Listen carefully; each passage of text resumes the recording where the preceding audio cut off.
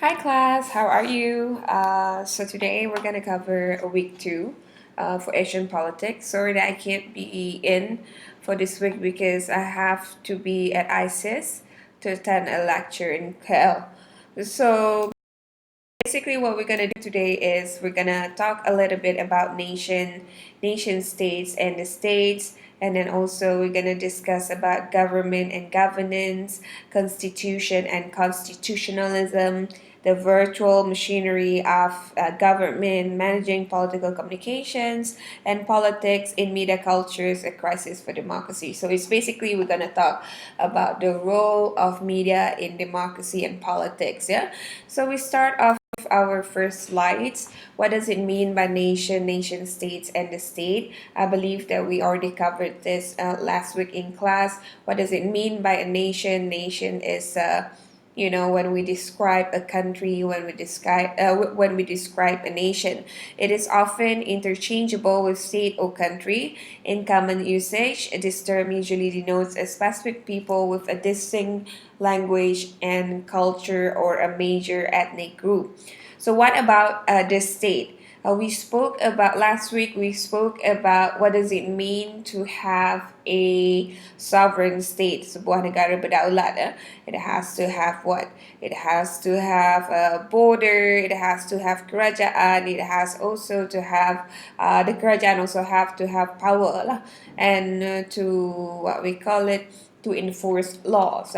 Here, the state in its sovereign form is an independent political administrative unit that successfully claims the allegiance of a given population, which means that you get the power from the population, exercise a monopoly on the legitimate use of coercive force, and controls the territory inhabited by its citizens or subject. In another common form, a state is a major political administrative subdivision of a federal system. It's basically sebuah negara lah. And what about nation state?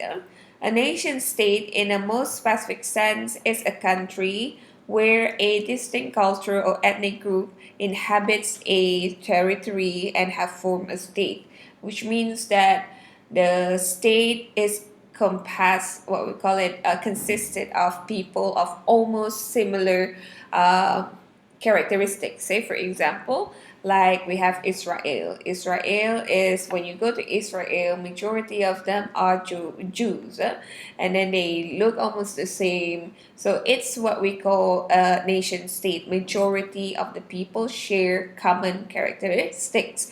Like Japan also, we can also go to France. This is French, France. Okay. Here you can see how can you understand this through illustration. A state is just sebuah negara. A nation is also sebuah negara. But then again, if you combine state and nation, you get nation state. Nation, large population that share same culture, language, traditions, and history. Not versus here. It's not versus. Yeah.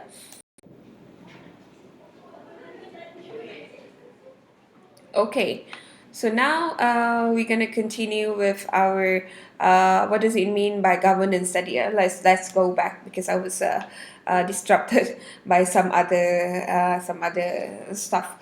Someone was asking me questions. Okay, we go back to our lecture. What does it mean by governance? Governance is the exercise of political, economic, and administrative authority to manage a nation's affair, which means that if you are prime minister, what you have to do, you have to manage your cabinet and asking the ministers to take a look at matters that to ensure the what we call it the smoothness of your government and your nations. To govern is exercise power and authority over territory, system, or organization. This is very straightforward lah, where you mentadbir sebuah negara. So now we're going to continue with government and governance. As a synonymous in most dictionaries, both denoting the exercise of authority in an organization, institution, or states. To better understand the distinctions, let's clarify using this question. How does the government differ from governance? What are the activities encompassed in the act of governing? apakah that you have to do whenever that you are mentadbir somebody, when you are governing somebody, you are ruling, you are in charge of berkuasa untuk what we call it, menjaga kebajikan orang, and you rule, okay, if people do these bad things, you gonna give them punishments. What about orchestrate? Orchestrate is that when you plan policies to help people, you don't want these people to get involved with this the other groups, so you orchestrate the whole thing. Number three, you control. If there are a lot of activities that you feel that going to mengganggu your country, then you stop that activities. So you control your people and also manage your people. Yeah. So the answer to this question is easy. Government rules and controls, but in the state of governing, it orchestrates and manages. So which means you, as a government, you control, you rule and control. But when it comes to the governance, the state of governance, you managing, you orchestrate people. So government and governance ni is just a matter of the language lah. So it's act of governing.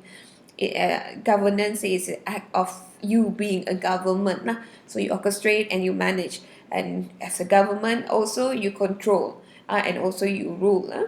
So this is another question, another statement that we have to understand. What is a cornerstone of a good governance?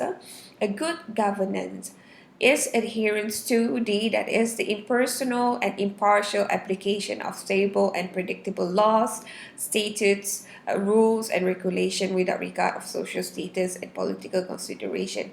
Good government, it's not biased. It's not going to side to certain group of people. They're not gonna side just because you're rich that the government gonna love you more, or just because you are a certain race, or because you are of certain group that they gonna prefer you more than the other. So that a good government will not be what we call it, will not be partial, will not be biased. Good governance going to address what we call it, the impartiality as part of the what we call a part of the core style for managing and also to ensure smoothness in the country. Yeah?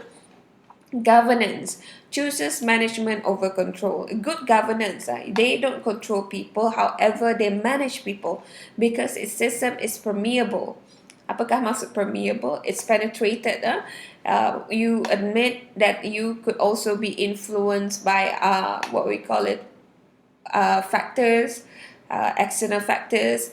You assume no omnipotence or omniscience on the part of decision makers and subject decisions to the evaluation and critique of all those with a stake in them. All governing is an act of leadership. You can see if someone is a good is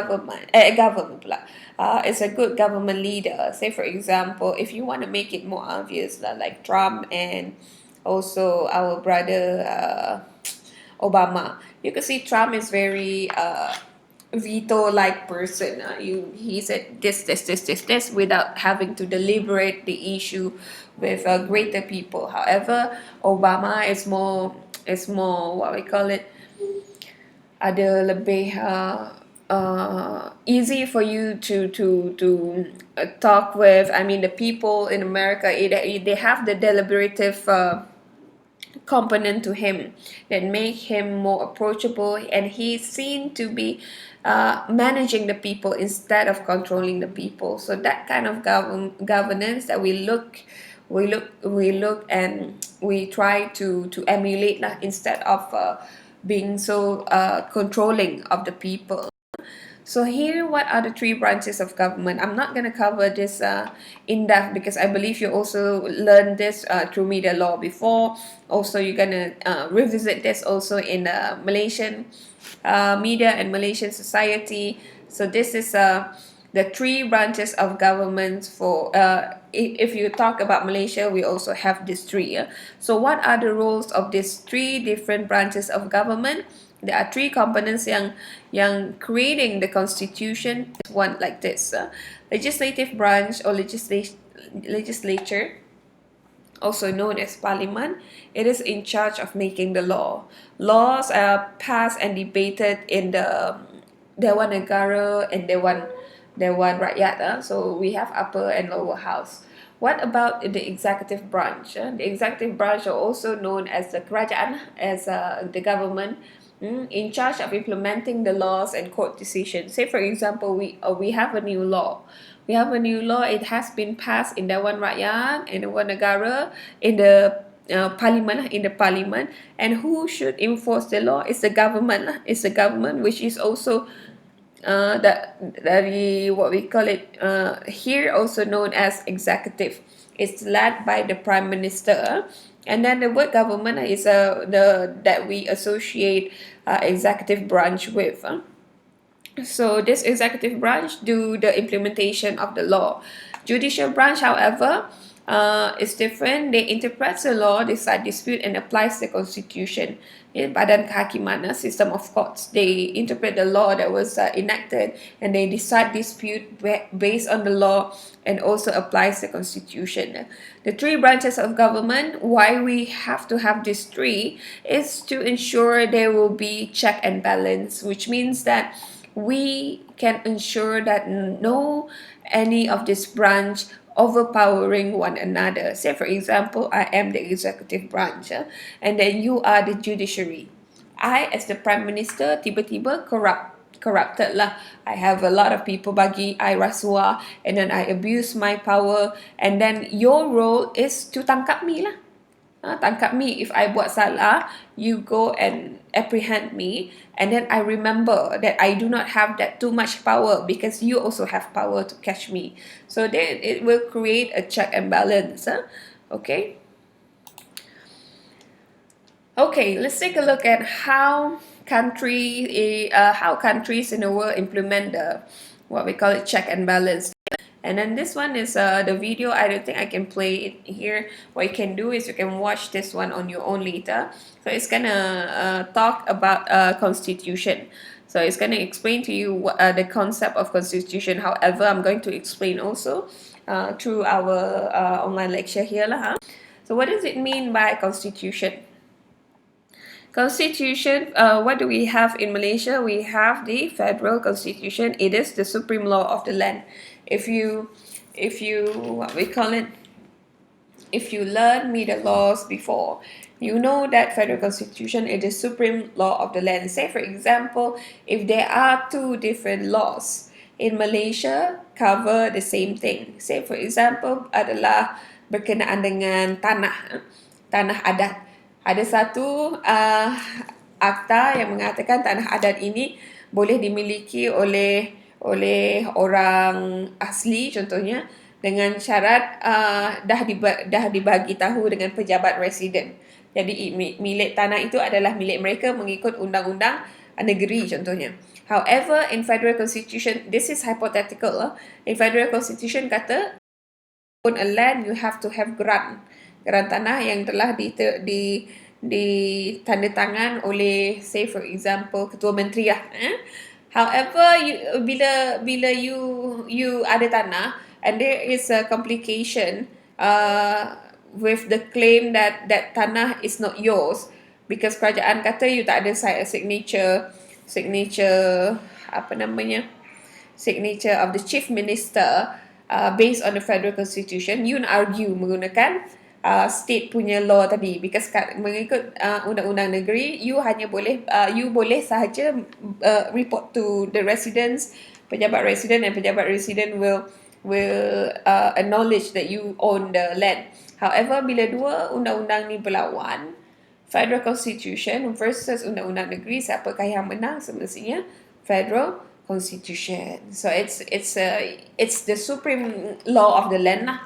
The basic law of the state, which set out how the state will be organized, the powers and authorities of government between different political unions by stating and the basic principle of the society, the fundamental and organic law of a nation. So according to Black Law Dictionary, I don't like to do this, but this is actually from the textbook that we use. The establishment that established the institution and system of government defines the scope of governmental sovereign powers, of government. Scope of governmental sovereign powers guarantees individual civil rights and civil liberties. Government without a constitution is a power without right. What does it mean by that? This scholar, this thinker stated that if we do not establish our power through our constitution, undang-undang utama negara, then all your power can be questioned. So which means that you do not have that power the black and white. So there are so many ruang untuk manipulation. There are also so many ruang for argument from the people, also within the government. So here in Malaysia, our Federal Constitution of Malaysia came into force in 1957, established Malaysia as a constitutional monarchy. So it is in our federal constitution yang kata we are constitutional monarchy, having the Yang di-Pertuan Agong as the head of state, whose role are largely ceremonial.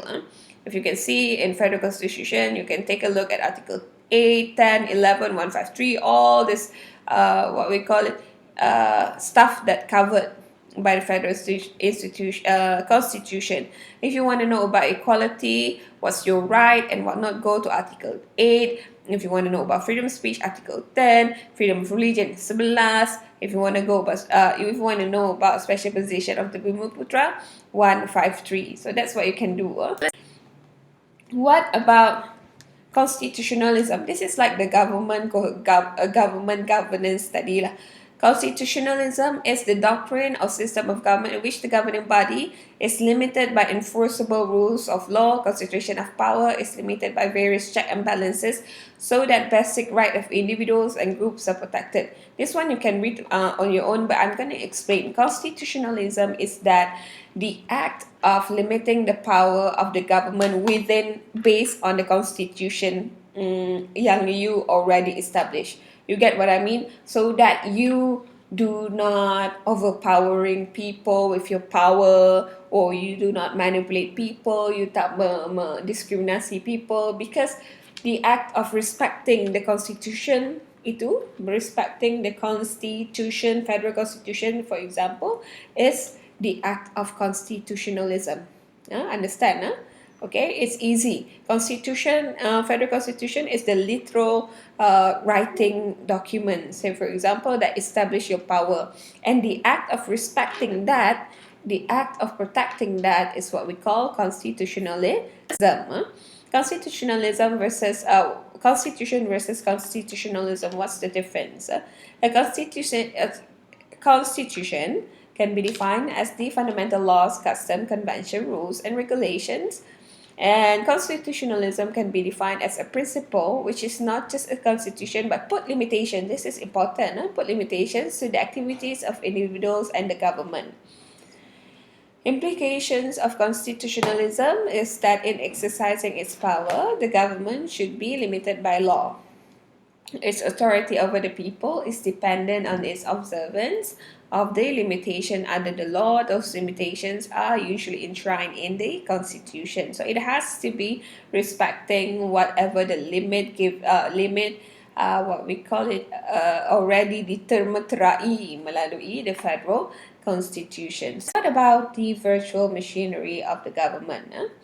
Machinery of the government is a metaphor for the structures and system of the government. Let me tell you something. When you think about machines, what do you see in machines? Think for a second. We have a lot, all those different screws, all different parts that serve different functions. So it's this metaphor that's saying that all these different small parts in a huge machine has to work together to ensure smooth sailing services. Say for example, kita pakai mesin rumput dalam tu ada screws dan sebagainya. Begitulah apa orang kata metafor untuk kerajaan. Di dalam sebuah kerajaan untuk bergerak dengan baik, you have to have all the small departments doing all the different functions. But however, they are with a greater aim to ensure holistic government service yang baik. That's what it means by the machinery of government. Consists of all the structural arrangement adopted by national, state or local government to deliver the legally mandated program and services. The true test of a government is the aptitude and tendency to produce a good administration. A good administration reflects a good government.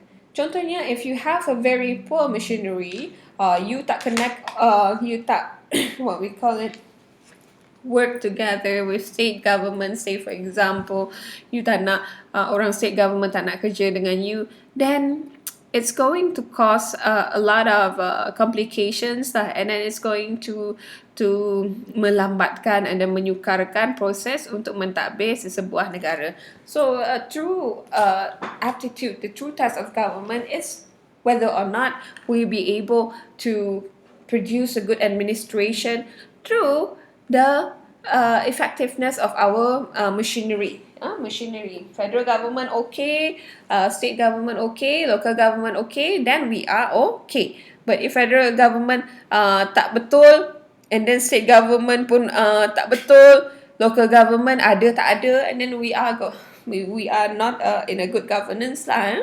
Okay. Now we're gonna take a look at machinery of government. What is machinery of government? It's the location of function to and between departments. So this one I told you guys just now. The creation of new department or other government agency, coordination of activities between departments or other government agencies. So each departments have to have their own roles, and then you work together to ensure smooth sailing governance. Okay, what about political communication? What do you know about political communication? Political communication is a role of communication in political process. Purposeful communication about politics. Political communication refers to all processes of information, including fact, opinion, and belief, transmission, exchange, and search engaged in by participants in the course of institutionalized political activities as a way and intention of message senders to influence the political environment. So it's basically what is political communication is how you communicate either political messages, how are you going to be what we call using your communication skill to be a part of the political activities. What are the factors? We discussed this, I believe I touched about this last week when we met, about how social media has impacted the 2018 general election, right? So how did you communicate your political leanings? How do you communicate your political messages? You use social media. So you could say that you are politically active on social media through your communication and using social media as a platform to disseminate your political opinions. So what is all this process?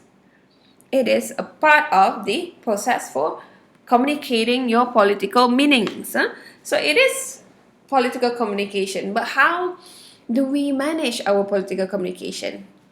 Try to remember. What about the government servants? Can they upload anything online criticizing the government if you refer to the previous government, Barisan Nasional? No.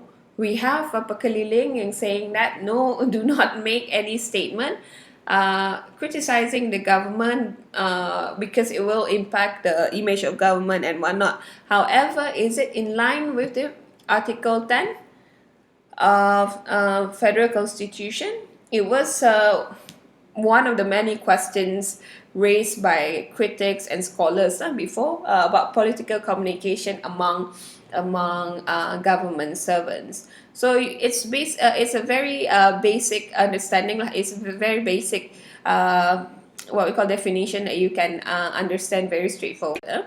So how do Asian governments manage political communication?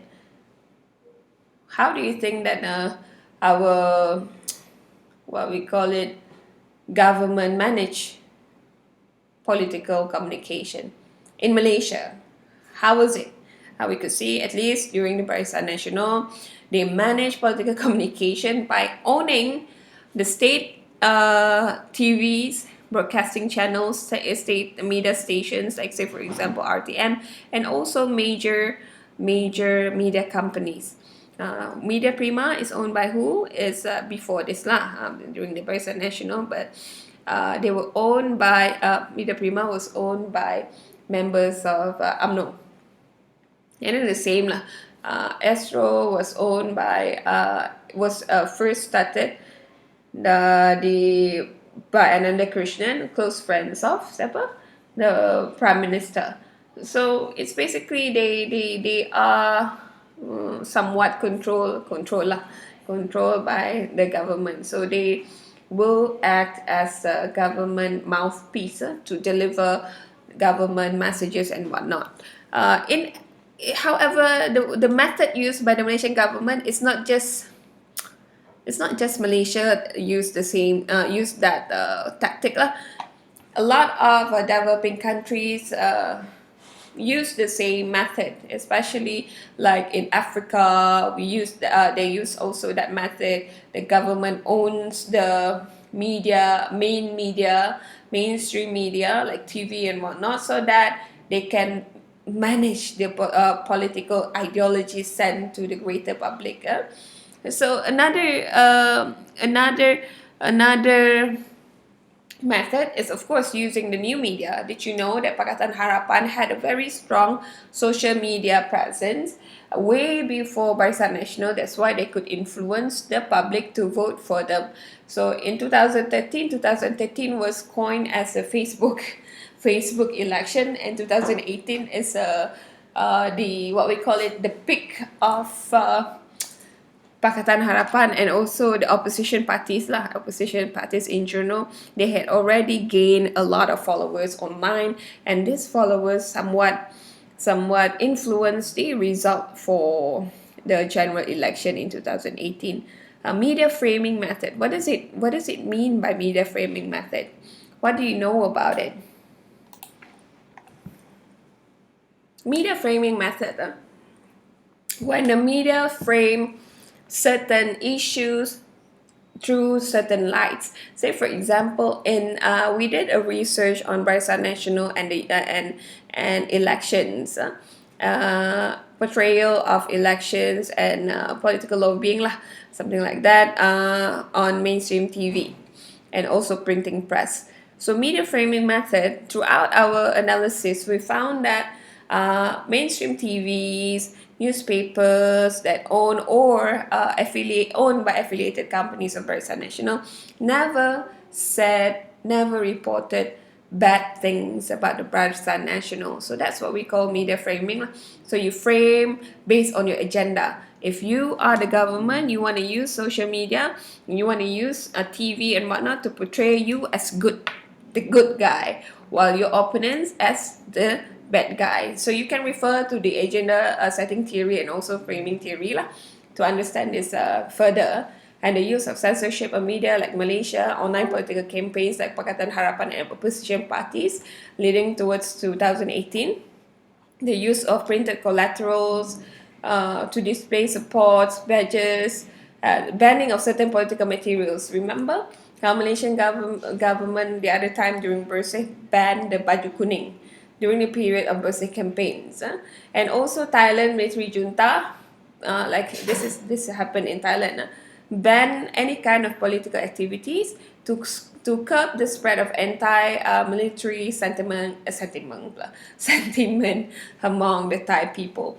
So government, they have their ways to stop the spread of political ideologies that are not in line with their what we call their ideology their belief. So how do they stop that? Usually through censorship, and stop by curbing people's freedom of expression. Yeah, so you could see in Malaysia, in Singapore also, in Thailand is one, in Myanmar also, there is almost similar tactic. Okay, so now we're gonna talk about politics in media culture. Politics in media culture is a crisis for democracy, social media, and political activism. How does politics relates to media? Uh, just now we spoke about the use of traditional media to propagate agenda by Barisan Nasional. If you go and look at how TV1 and TV2 has been actively used to spread agenda, Barisan Nasional agenda. That's why people were saying that Sabah and Sarawak is the pool for Barisan Nasional votes. Why? How so? Think how so? Because in many parts of Sarawak, the free TV that they can watch without having to pay anything except for having a TV and aerials are apa TV1 and TV2. And if they want to listen to radios in the rural area, the channels that they can access are the analog channel analog, like of course RTM radios. So all the RTM radios are the government mouthpiece with content that specifically portray the government, previous government, in a very positive light. So that's why they will vote, still voting for Barisan Nasional at the time. This is not me saying, the study has been done by scholars. You can search for it in Google Scholars. In most developing countries, the government ruling power controls the traditional media, content bias towards the state. Traditional media in Malaysia owned by Barisan Nasional and its affiliated companies. For example, political lobbying only for Barisan Nasional, not for the opposition parties. Unlike in the US, both parties can use TV lah, to promote their political manifestos and whatnot. But we never seen that in Malaysia. Especially during Barisan Nasional, it's only Barisan Nasional yang guna TV, and the opposition parties did not have any outlets. They had to use the internet. However, in an ideal democratic space, both sides should be allowed to access media to lobby. Say, for example, United States. Yeah. Now, we're gonna talk about media in Malaysia. Yeah, media in Malaysia, especially before Barisan Nasional, we had before during Barisan Nasional, we had limited press freedom due to media monopoly and the use of stringent laws. I think you guys already covered these laws already during media law class. Printing press, communication, CMA. What about printing press? Through printing press, you have to own licenses in order for you to you have to own have to get permit for you to run media business. Communication Multimedia Act also covers stuff related to content, like printing press and publication also related to content, such as you tak boleh print out pornography and whatnot. Yeah, you cannot print anything that very critical of, say for example, Islam or hak-hak, anything yang boleh menyebabkan racial tensions, you cannot print that, you cannot publish that. Yeah. While in Communication Multimedia Act, the same thing also lah. Communication and Multimedia Act is actually replacement for the Broadcasting Act, because before this we only had TV, but now we already have internet, so we have to combine these two and use it through the new law lah, which Communication and Multimedia Act. Before this, just Broadcasting Act for TV and radio. Now for TV, radio, and also internet, we have to add multimedia component to it lah. Communication and Multimedia Act, they talked about through this law, we're talking about content, we're talking about the use of internet and whatnot, and also of course the colonial laws that you guys already learned from media law lah. ISA, that you can detain someone without having to go to trial. Official Secret Act, you cannot pecahkan rahsia negara. Defamation Act, you cannot defame, menjatuhkan orang lain, and you cannot menghasut. So what are the results of excessive control over traditional media? So, through excessive control of traditional media, what happened was people are becoming more doubtful of content shared on TV. People don't want to hear it anymore. People were saying that TV3, TV3 suku, people don't want to watch TV1 and whatnot, because they know already it's going to be biased towards the government, especially among the young ones. They don't watch TV anymore. Like you yourself, when the last time that you watched TV? I doubt that you watched it yesterday. So you use your your phone lah, to read news, also to have like a to be a part of a political discourse. You use your Twitter, you use your Facebook. If you have Facebook, you use your Instagram to share political information. You can see that you can see there were a huge shift towards new media platforms because internet are relatively freer than the mainstream media. You could see also the rising of alternative news channels in the virtual sphere because it's more relaxed. Internet are more less stringent berbanding dengan publications. Berbanding dengan newspaper biasa. So you can see you yourself can create your news channels because you already have the journalistic tool, which is your phone. Your phone, you can take photos, also you can write your news, you can take video, and you can share it, you can create websites. So you can basically tonight, if you want to create your alternative news channel, you can. But what if I tell you you have to create a printing press punya site, punya company? Can you do it tomorrow? No, it's not. It's going to be harder. That's why you can see that people, because they cannot tahan anymore. They cannot what we call it, trust the traditional media anymore. They go to internet to talk about many things. Advocate groups, NGO actively using online platforms to champion their causes. Say for example, Bersih, Occupy Dataran in Undi, Malaysia. Opposition parties also actively use new media to spread their political messages. So what about internet in Malaysia? This one, oh my god, I haven't update this, but it's actually 80% now, and we are 32 million population. Internet in Malaysia was first made available to public through establishment of Jaring, MSC, 1996. We have the no censorship policy. In 1998, you could see that it was the first wave of I would say, of online activism and citizen journalism. People were using blogs, forums, and bulletins to talk about the sacking of Anwar Ibrahim from Malaysian politics. In 1996, we go back to the previous point. MSC, Multimedia Super Corridor Project in 1996, was championed by Prime Minister Mahathir Mohamad. He wanted to attract foreign investors to invest in Malaysia as one of the digital hubs in the nation, in the world, global information hubs. However, he believed that people will not, what we call it, invest in Malaysia if they know that we have a lot of censorship. So he decided not to censor the internet. This promise has already been documented in the Bill of Guarantee under SKMM and CMC. So when he said that in 1998, after he fired Anwar Ibrahim, people went angry. They know they cannot go to TV, but they have internet. So they use internet to criticize the government at that time. Blogs, forums, and bulletins. Internet sites are actively used by opposition parties, activists, and people in general to bypass government control.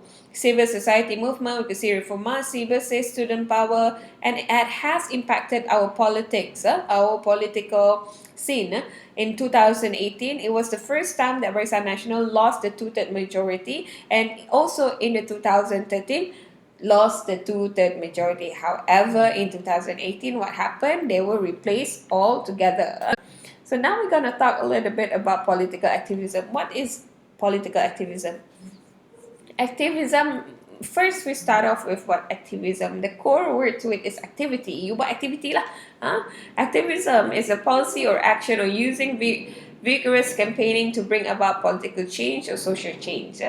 Consists of efforts to promote, impede, or direct social, political, economic, or environmental reform or status with the desire to make improvement in society. So that's what it means by activism. What about political activism?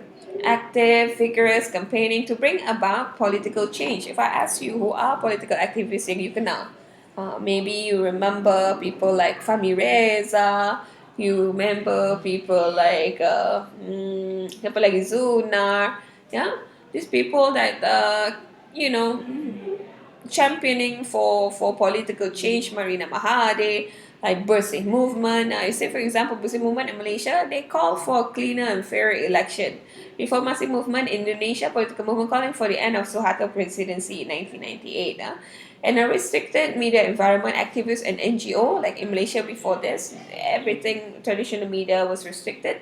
They were using online platforms to reach to their audiences. You can see a sample of a Bersih promotional campaign on YouTube here. In other Asian countries, you can see here during South Korea scandal when the female president supposedly involved in corruption scandals. She gave special treatment to her friend, and she was forced to step down. But this lady here is actually supporters of the president and supported the president. So this is a kind of activity you keluar, you protest and whatnot are activism, and you use social media to share your ideology is also called as activism. It's the same in Bangkok. Here is a pro-democracy democracy activist shout their demands during protests against junta. This is here in dekat dengan monument in Bangkok, Thailand. So I think this for this week. So if you have any question, do not hesitate to email me at nurianti.jadi@gmail.com. So I'm gonna ask you about this lecture next week. And if you have, this could be covered also masa you punya midterm test. So please watch this and let me know if you have any question. With that, thank you and goodbye. So these are some of the what we call it activists yang famous in 2017 at the time, 16, 17. Here is Adam Adli. I don't know where this guy anymore. We have Muhammad Safwan. We have this guy Fahmi Reza and these are rally goers. So they went to be part of the movement. Look at Singapore. Singapore, we want to discuss a little bit about the Teh Cheang Wan case. But who is Teh Cheang Wan? Teh Cheang Wan is actually the Minister for National Development of Singapore. He was accused of corruption in 1981 and 1982. He got he accepted bribes, 500,000 Sing dollar from each company, and then he was investigated and be part of the corruption scandal. And then he was a government minister, and he was close with the president at the time.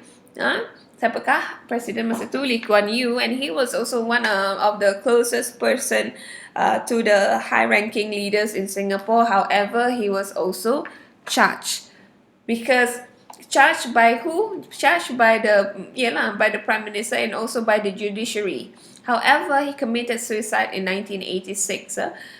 He, despite being a high-ranking officer, regardless of his influence in the Singaporean politics and also his good relationship with the president, the Attorney General, the judiciary system, they do not care. So they're just gonna charge him. But he didn't get to go through the trial because he committed suicide lah.